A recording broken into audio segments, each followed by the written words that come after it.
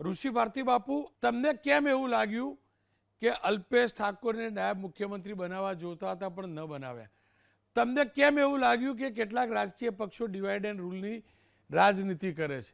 અને તમારું આ નિવેદન અલ્પેશ ઠાકોરને રાજકીય રીતે નુકસાન તો નહીં કરે ને? આજે મેં નિવેદન આપ્યું હતું અલ્પેશના પક્ષમાં, અને 22માં પણ આ ચર્ચા થઈ હતી અને 25માં પણ આ ચર્ચા હતી સમાજ લેવલે, કે આખા ગુજરાતમાં સૌથી મોટું જંગી વોટિંગ પાવર એટલે સમસ્ત ઠાકોર અને કોળી સમાજનું છે.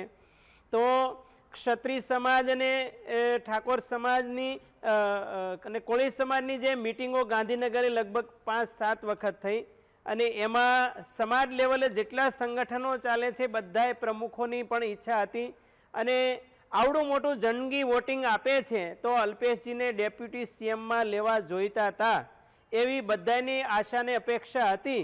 અને છતાં છેલ્લે એ બાબત ઉપર પૂર્ણ વિરામ મુકાયો તો એનું સમાજને દુઃખ જરૂર છે. આપ જુઓ કે જ્યારે મિનિસ્ટ્રીનું વિતરણ થાય છે, એના પદ અપાય છે, ત્યારે પણ હાવ સી ગ્રેડના ખાતા હોય એની વેચણી કરવામાં આવે છે.